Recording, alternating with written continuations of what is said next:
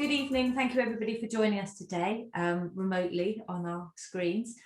My name's Emma and I look after the IALD here in the UK, and I'm aided and assisted in that by Beatrice, who's on our call today. Hi B, thank you. She's our regional coordinator. This is the last in our series of 3 talks where we're talking about the relationship between architectural lighting and theatre lighting.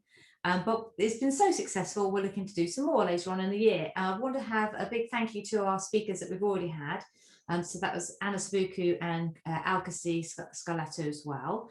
And our lovely speaker today is Christopher Knowlton from 18 Degrees, and also he's the current treasurer at the IALD. So without further ado, Christopher, and a big thank you before I start to our lovely sponsors. Sean's also on our call from 3LR, and hi Sean, and lovely Kat from ETC. So thanks guys. If you guys can all mute your microphones if you're not speaking. Chris is going to do his presentation, and then at the end we'd very much like to invite you to join in a kind of discussion type formats as well. So I look forward to talking to you all in a mo. Over to you, Chris. Thank you. Before you disappear, I'm hoping that you can just confirm that you're now seeing the correct slide.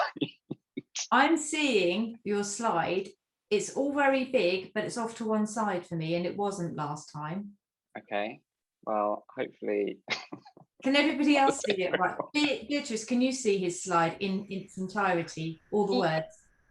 Yeah. I think it's just my screen, Chris. So perfect. Okay. It's just because I now can't see anyone else. I can see the slides, which hopefully enhances your experience, but makes mine a little bit blind. So we're actually all having a cocktail party, and you're just talking to yourself. Okay. Okay, great. See you on the other side. So good evening, everyone. Hello. Thanks for joining. We're talking theatre tips and tricks, or that's what we were meant to be talking about. And I guess the first thing that I've done is I've thrown that out the window and decided to talk about something aligned, but not necessarily tips and tricks. So I'm a lighting designer. My career started in performance lighting, or lighting for performance. I now work in the sphere of architecture, but I also see a lot of theatre, work in theatres. And so I really wanted to talk about the differences and similarities, I guess, in approach between both performance and architectural lighting. I'm going to keep a really short presentation, and then hopefully we can have some lively discussion. I know that we haven't seen each other in person for a long time, so I'm hoping that we can kind of get that sense today. And of course, the moment you hit the button, it doesn't work. Great. So all the world is a stage. All the men and women merely players. They have their exits and their entrances, and one man in his time plays many parts. The words of Shakespeare, slightly cliched perhaps, using them in a presentation like this. But this is the premise of my whole talk this evening, which is that all the world is in fact a stage.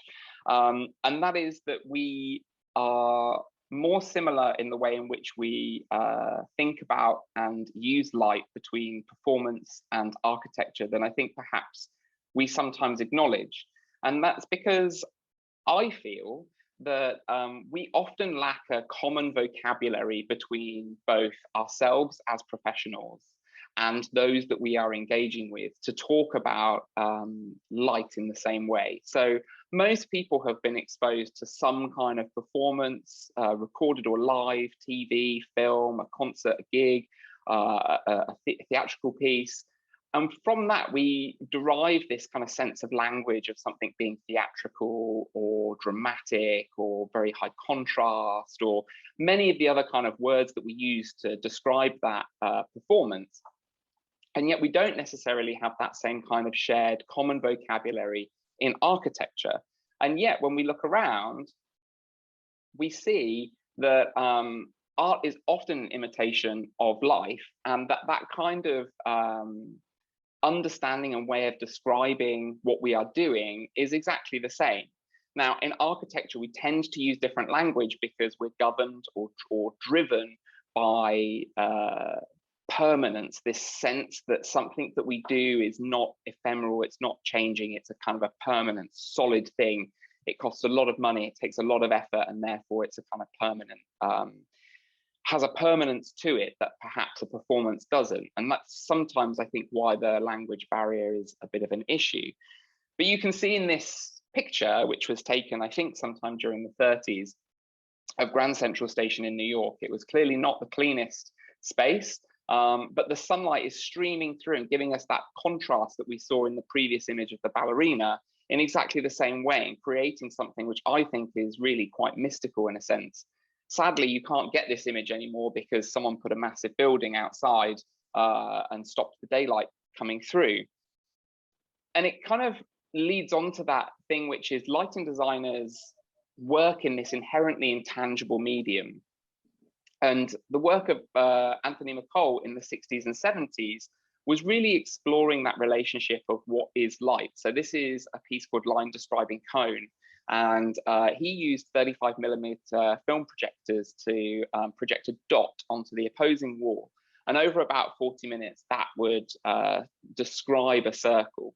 And that in itself was kind of interesting, but the real magic to the piece was a little haze in the air, and the ability to stand inside it transformed that light into something that was physical.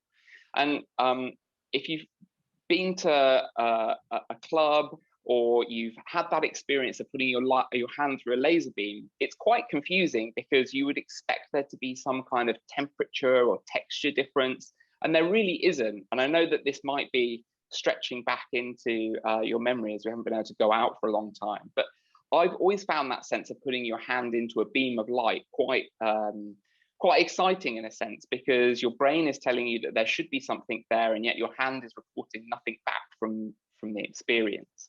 And that kind of understanding of light is so innate to us as humans. We understand the way in which light behaves in a space. We make lots of assumptions. This can be proven in fun ways. I've chosen not to do optical illusions tonight because I don't know how everyone's internet connection is, but there are lots of ways to prove that we don't necessarily see what we think we see. We actually use our memory to describe what it is that we are seeing.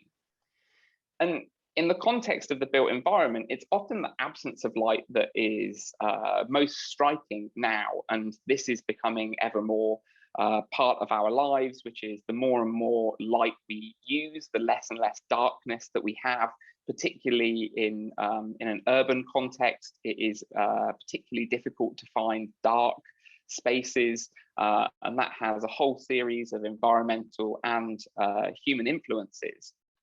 And it reminds us that light is about perception.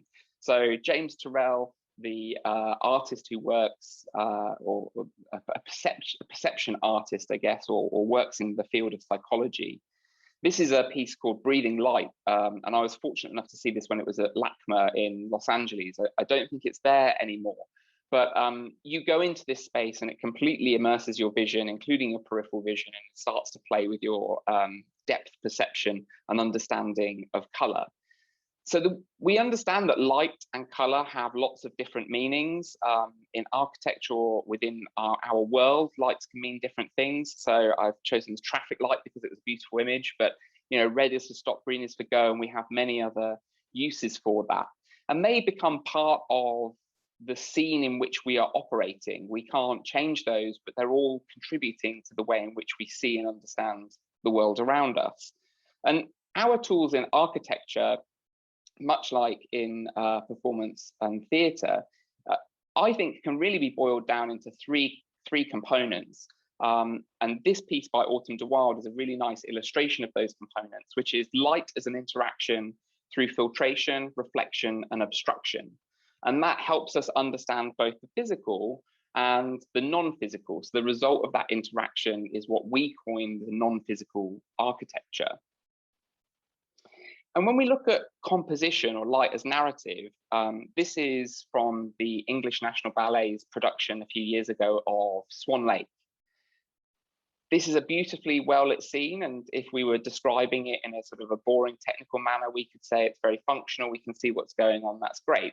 And yet there are so many more things happening here, both in the choreography and in the way that the space is lit. So we have physical hierarchy, Odette and Siegfried, the two protagonist characters are falling in love on the first midnight. This is a really important moment of the ballet. And so they are the brightest thing on stage. So there's a visual hierarchy which places them as the brightest thing. They're also slightly whiter. That white light could be a symbol of the purity of their love at this point before things take a darker path later. The swans that are surrounding them are less important, but we don't want them in complete darkness. There's technical things happening here where we're lighting them from different directions so that we really enhance the three-dimensionality of the performers. The last thing you want to do is make a dancer look flat. It's both unflattering and not helpful in trying to understand what they are doing with their bodies. And so that idea of narrative and how we construct our design work, I think, is one of the things that really ties our practices together between performance and architecture. And as a species, our connection to light is as old as humanity itself. Our connection to natural light, the rising and falling of the sun every day, the connection to the stars, being able to navigate our way around, is absolutely fundamental to our experience of light. We developed as apex predators who need light to see, to hunt, feed, and survive. And we created artificial light through fire, and there's a nice kind of story here about being able to pass information intergenerationally, and this kind of idea of gathering around the campfire to tell a story. And that has really nice kind of non-contemporary context. I don't know that happens so much nowadays, particularly in Western or industrialized societies. But what we do see is an emergence of that kind of expression of identity through urban nighttime environments. So we're at the start of Pride Month in June. This is a picture of the Wembley Arch over Wembley Stadium lit up in Pride colours. And you're starting to see, or I think that there's really an expression now of the way in which we light significant structures within our cities and within our different regions as an opportunity to make an expression to other people and those around the world about things that we stand for or support. And this is kind of that gathering around the campfire, perhaps in a kind of contemporary urban context. And so we come back to all the world is a stage thing, which I sort of put at the start, which is whether it's artificial on purpose or not, the utilitarian can be very beautiful, or at least I think it can be very beautiful if it's framed correctly. And that's the whole thing about we create the stage for people's lives. And I think nowhere does it better perhaps than Venice, without doubt, one of the most romantic places I have ever been. And technically, much like Swan Lake, this is doing many technical things really well. We're getting really good light. It's very soft. It's very close to people's faces. It's in the vertical plane. So when you're looking into someone else's face, you get really good rendering. And this is, again, taking us back to that language thing, which is in architecture or architectural lighting, we perhaps use we find comfort in very technical language, talking about vertical illuminance or semi-hemispherical illuminance. And these are the kind of ways that we try and quantify these things and give them a metric so that it has a number and is absolutely quantifiable. And yet we could also talk about this space as being a terribly evocative place where you can hear the water of the lagoon lapping up against the edge and the bobbing of the gondolas and the way that everyone looks fantastic because they're being lit by this really beautiful, soft, diffuse light. And so we have the language tools, we just don't always use them in the same way. And our kind of toolkit, those three things that I talked about, when you start to bring them together, can be curated to create really incredible things. This is the Sark Institute in San Diego, where the sun aligns with this central water feature. But it also talks to the fact that some of our elements that we deal with in architecture are highly dynamic. We often think of office lighting as being like the kind of whenever you type in architectural lighting, I always have this sort of image of a 1960s office, just really flat and boring. But that isn't what we're doing. We're the lighting designers that are here, I'm sure, are really trying to create something much more interesting and engaging than that, and something which talks much more to nature as well. And so what we're trying to do is sculpt the light into a permanent form.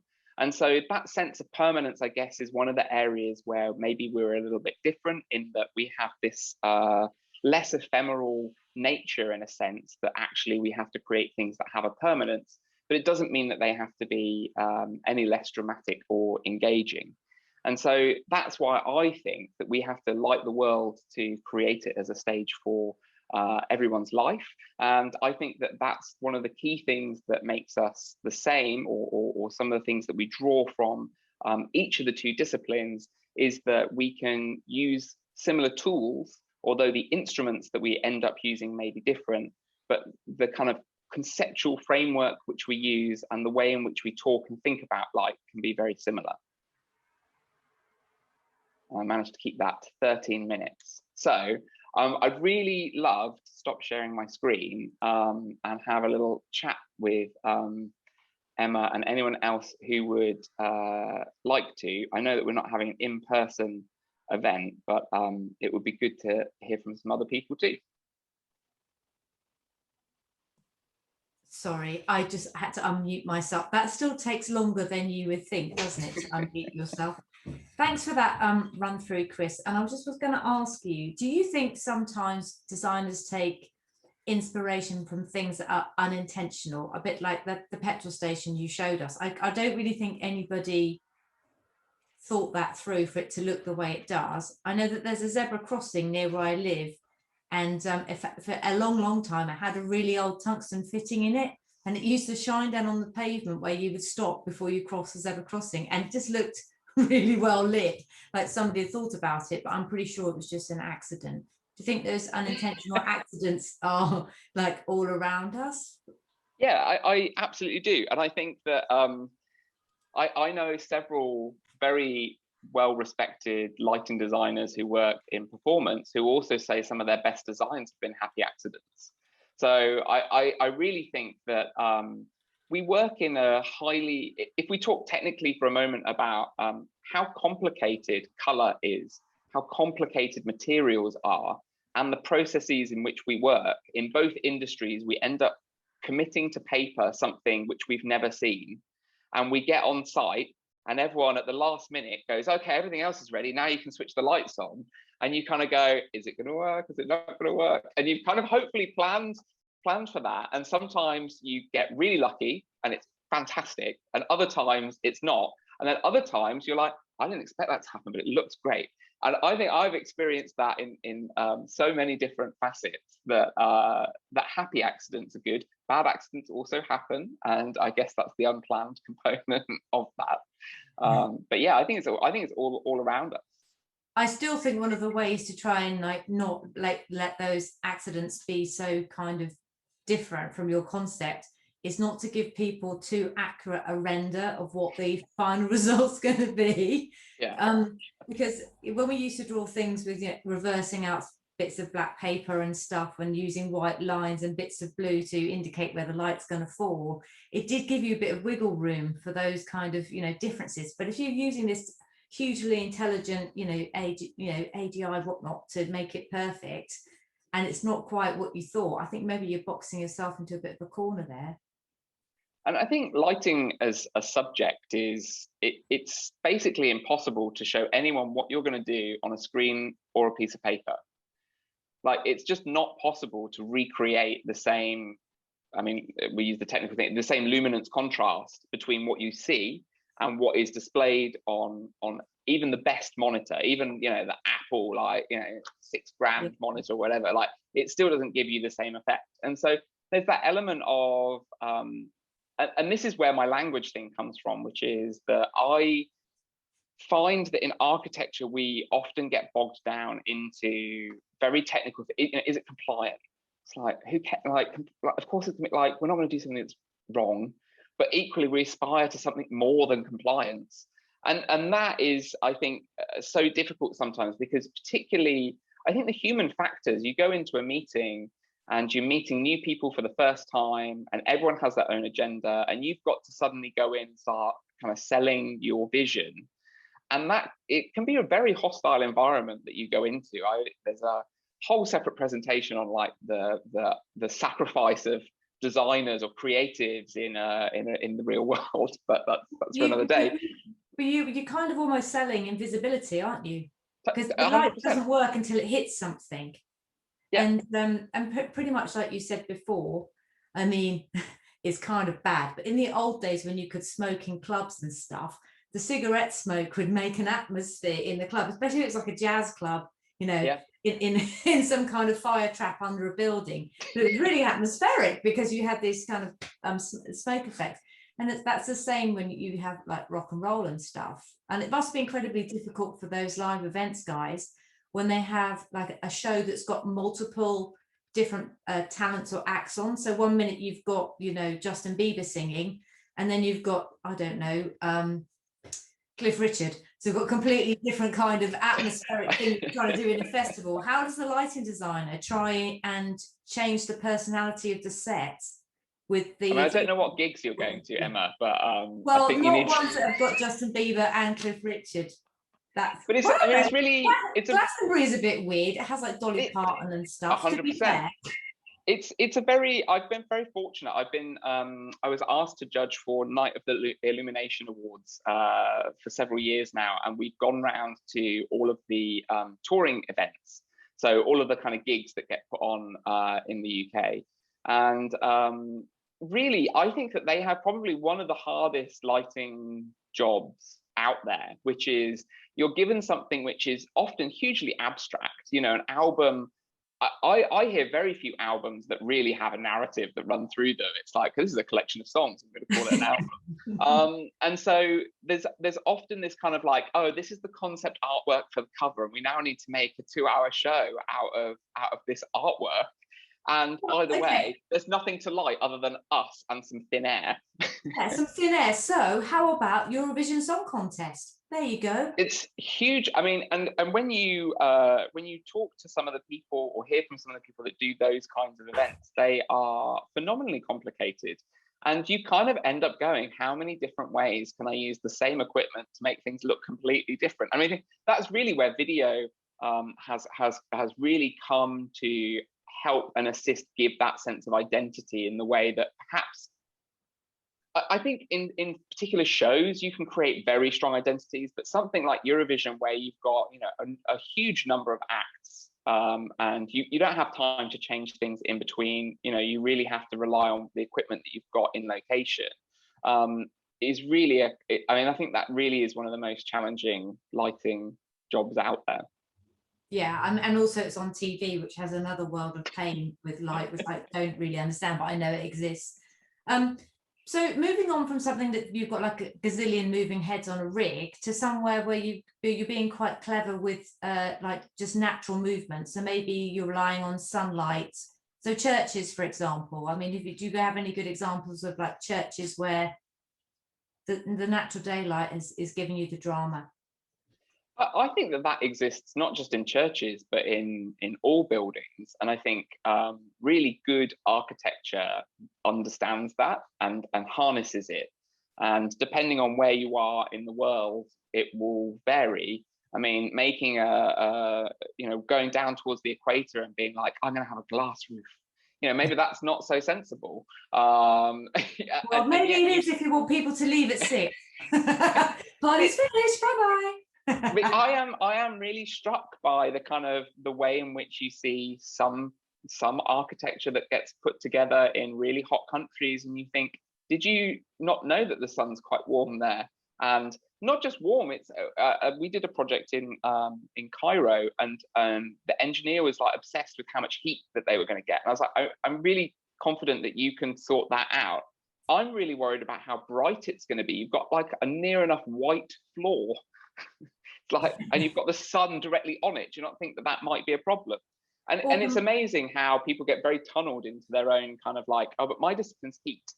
Right, great. Yeah, or conversely, when you light a space, somebody goes, oh, did we not tell you the carpet's black? My favourite. Yes. So Sean has a question. I'll let Sean take the floor. Yeah, you a lot of the pictures you were sharing earlier were for the drama, black and white. Yeah. And okay, yes, white is a color in itself with all the different temperatures of it, but not much of that. And how much you lean towards color when you are doing design. So using color rather than black and white. Because of my background, I've just realised. There's just also part of me, I will confess to, when I put a presentation together, I look through the deck and I'm like, oh, wouldn't it be nice if that black and white one was like there, and like, there's like a nicer color progression, they're kind of grouped together. I think that when I was at drama school, moving lights were just starting to become affordable enough to use in one or two, maybe VL5s or something in a fringe venue, but really just at that kind of cusp. And certainly LED had not really come along.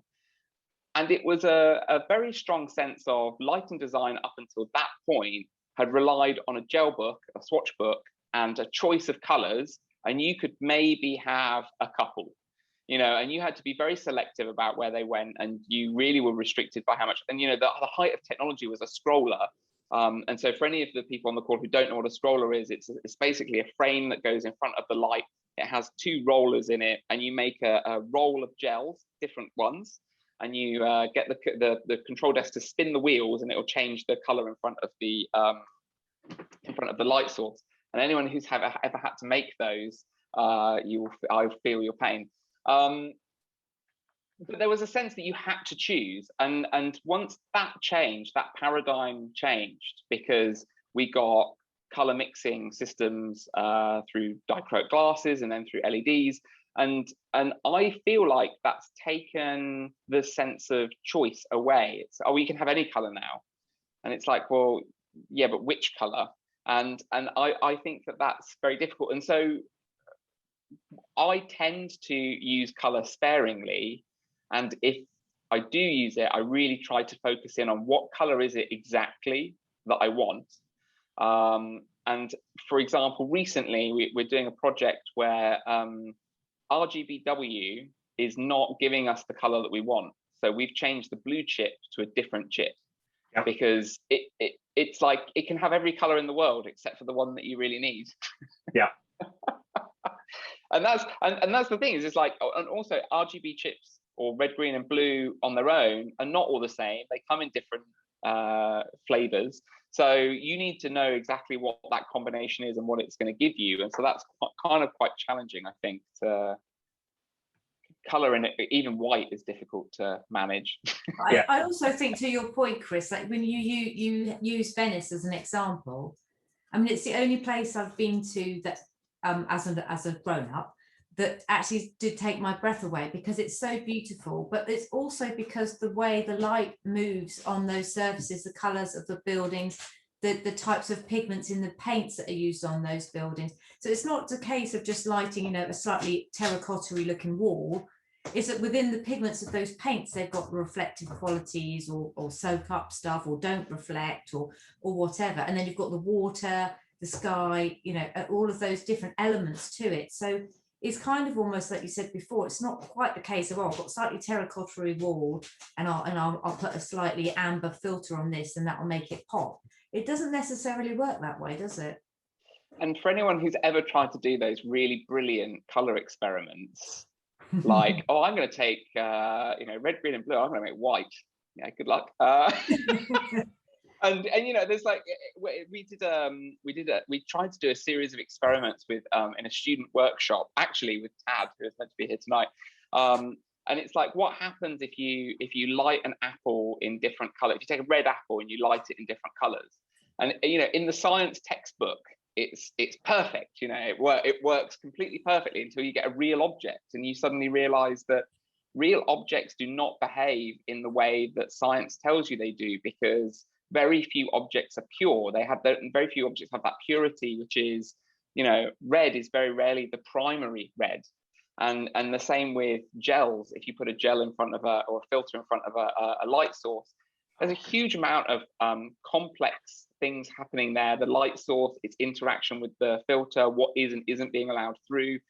And then you get to the material and you find that the material is actually printed on a primer layer, and there's other different things happening, and the way in which that reflects is, you know, it's hugely complicated. And that's why I love doing those experiments, because it really proves how complicated it is. And that's why when I say we commit things to paper, often a significant amount of time before anyone knows, oh, well, we haven't quite picked the floor finish yet, that can come later.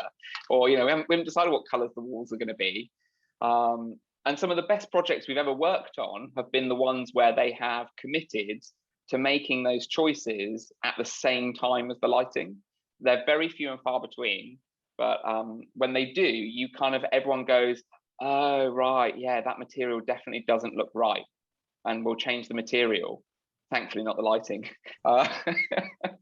You also mentioned on your slides the kind of power of light to entertain us. So when you have a fitting and it moves around the floor, and people want to jump in that spotlight, I think there was some somewhere in London where you could jump in the light and it made you laugh, or it did something, they had a reaction. Yeah, and I think that there's that the idea of like performativity of spaces, or the way in which we are encouraging people to engage with spaces. I think lighting can play a really important part in that. We can use light after dark to invite people to come to spaces. We can give them visual cues to say, this, you know, this is a place to come and enjoy. This is something to do. And I was only thinking earlier, actually, as I was going over the slide deck, and I looked outside, and there's a thing in performance, you're trying to often create something that appears natural. And I remember the discussion about what color is moonlight, you know, like what filter color is moonlight, and this kind of like, you know, you speak to lighting people and they get very passionate about, they know exactly which color light it is or whatever, you know, this is exactly how you create moonlight. And you kind of think, well, that's kind of ridiculous, because it's, you know, color is about what you're seeing and what you're contrasting it against, and the way in which perception works. But there are also things that are completely natural. Like I was in the park over the weekend, and there was a bit of movement in the trees. And if you looked at the floor, it was absolutely alive with movement. And if you tried to do that in performance, everyone would be like, oh, that's so unrealistic. And so it's this kind of like, you also, this kind of sense of like what you will and won't believe in certain contexts. It's like, if you can't feel the wind, you probably are not going to believe that the light is moving so much. And it's at such a subconscious level. And it's that whole thing about putting your hand into the laser beam or into the light beam. It's like, it should have a texture, it should have something there, right? But it doesn't, and your hand isn't telling your brain that there's something there. And so there's kind of a slight disconnect between the two, which I love. Like, it's, I mean, you can tell that I quite like it. But it's that kind of like the disconnect between what you expect and what your experience tells you you should have. I mean, we get so much information from our eyes. It's something like 70%, 70 or 80% of our sensory input is through vision. And if our brain had to compute that all the time, we would be knackered. So what we really need to do is we really need to rely on our memory and experience of things to kind of fill in the gaps for the stuff that we're just ignoring as we go around. And that's why when you go to, like, when the supermarket relays everything out, or you walk down a really busy high street, you find yourself getting more tired. It's because you're actually having to process more than you would be if you were just walking around somewhere you knew and there wasn't really any pedestrians and whatever. Or driving for a long time in difficult conditions is like increasing your concentration, which makes you more tired. There's a whole kind of, I think that kind of like relationship between the performativity of architecture and the way in which we engage people is super important. And that's, again, I think comes down to concept and how you want to communicate that to the people that are enjoying the space, your audience, I guess. So with that, you have places like the Louvre in Abu Dhabi, where they've created massive texture, borrowed daylight, excluded sun. Clearly, the use of darknesses or shadow is important. But if you get given a very bland box, how do you tend to create that texture? How would you go about creating that sort of texture? I mean, I think it depends on, if the purpose of the box is to be bland, then that's the purpose of the box. Like sometimes there are spaces that you don't want to be super texturized. I mean, I think the Louvre is an interesting example because whilst it is highly textured, it's also about reducing the amount of light. It's about taking you through a transition space before you go into the main galleries. And I think if you look at most exhibition spaces, if they're successful, they do that. I mean, in this country, maybe it's not so much of an issue because we have quite a lot of grey days where you don't need to. But in countries where they have a lot of sun, it would be so difficult to go from outside to somewhere where you're storing sensitive artifacts at, say, 50 lux.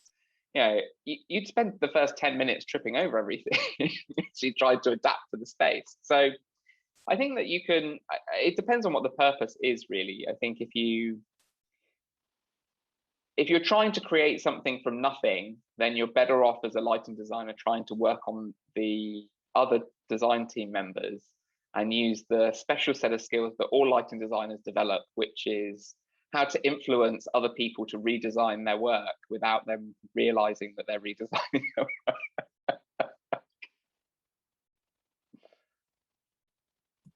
I'm very conscious that I can talk a lot. Does anybody else want to chip in or join in and have any questions they want to ask? I think Phil's Yeah, I wanted to ask Christopher something. Touched on it earlier about communicating a sort of a narrative, if you like, or creating, and I think that's really the most central element of performance lighting that is interesting to translate to an architectural world of work that's really set up for static images. Because of the way that historically images have been communicated in presentations, say, to clients, is that idea of a sense of drama or a passage of time or a shift, transitions. How do you go about trying to communicate that what I'm delivering is not just a one static image that is code compliant and looks beautiful from this angle, but it's really trying to judge a sense of how you can communicate that sense of an evolution in time when you're presenting to people? Yes. I was just asking how you go about approaching that. There's a really simple answer, which is I don't think we've nailed it yet. We have found that different clients respond differently to different methods of presenting that information. We typically never show an image saying this is it.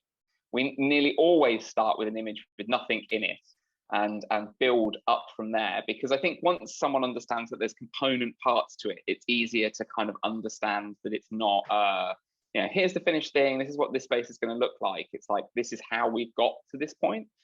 But we also, I mean, in the presentation this evening, I've used different artists and tried to talk about the way in which they have a relationship to what we're doing, and trying to explain to a client something about their building or their space is difficult conceptually sometimes, because all they can see is their thing. So often we talk about things that are not to do with their space, because it allows them the mental and emotional freedom, I think, to let go of, but how exactly does that work? Where exactly does the light go? How exactly is it compliant to, we're going to talk more about how this piece of art influences the way in which we are thinking.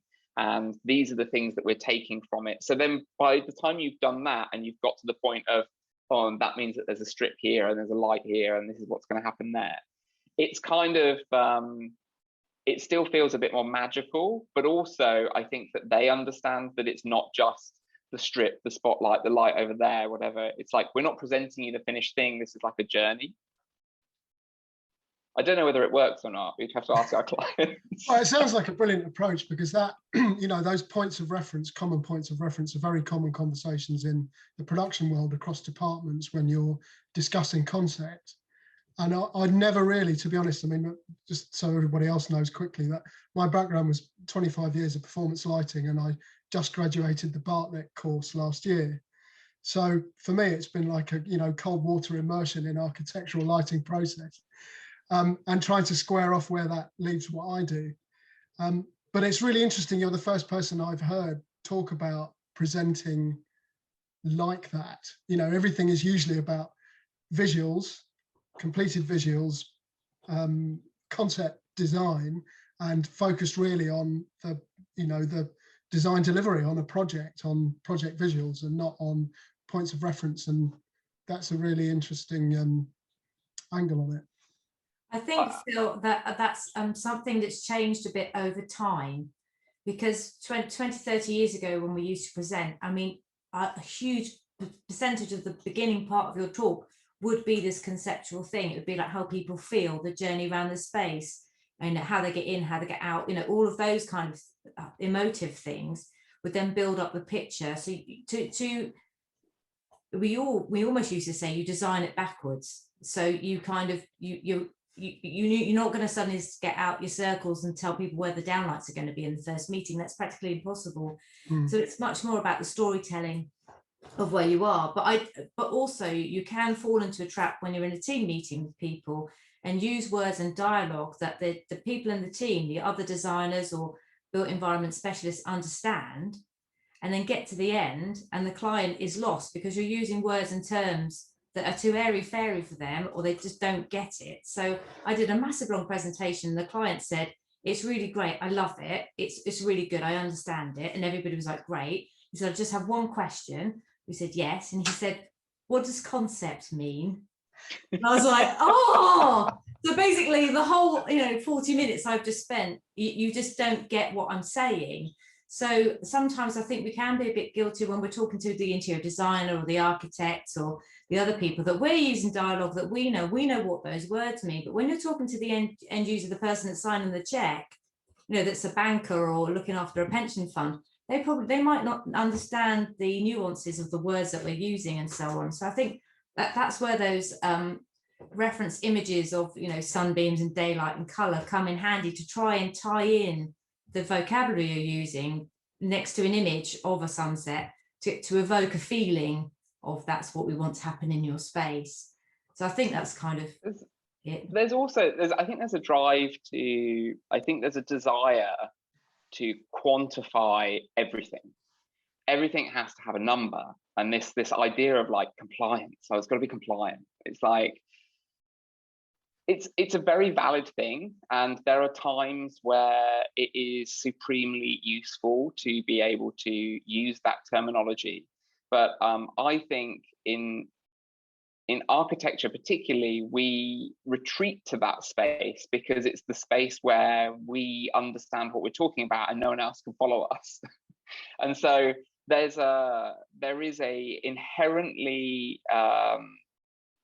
is potentially an inherent conflict, always, commercially at least, between the people who are doing the designing and the people who are making and installing.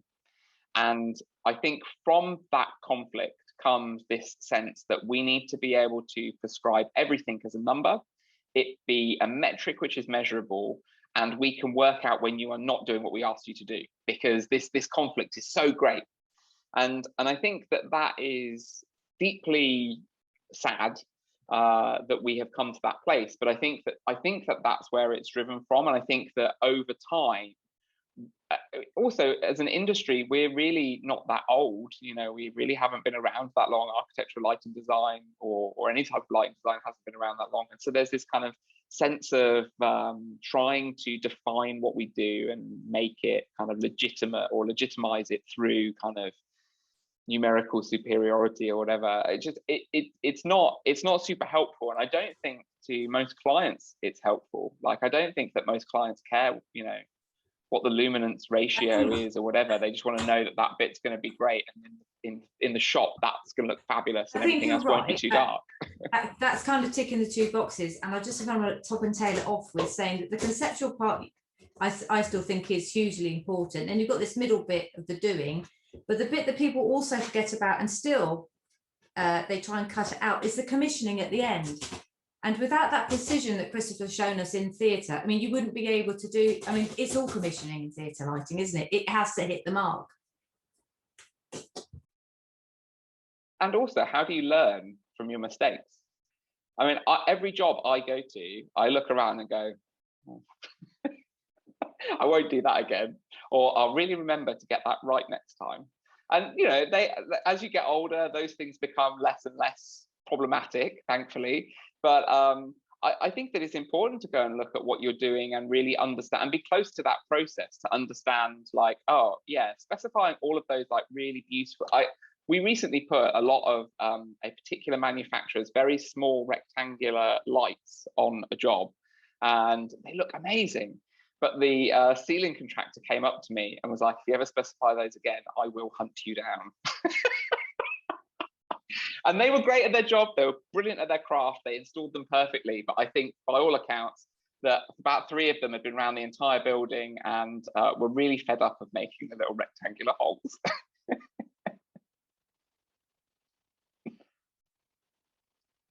Well, unless anybody has anything else they want to chip in, I think we might call it a night, if that's okay. Or we could just carry on chatting. I'm happy to chat.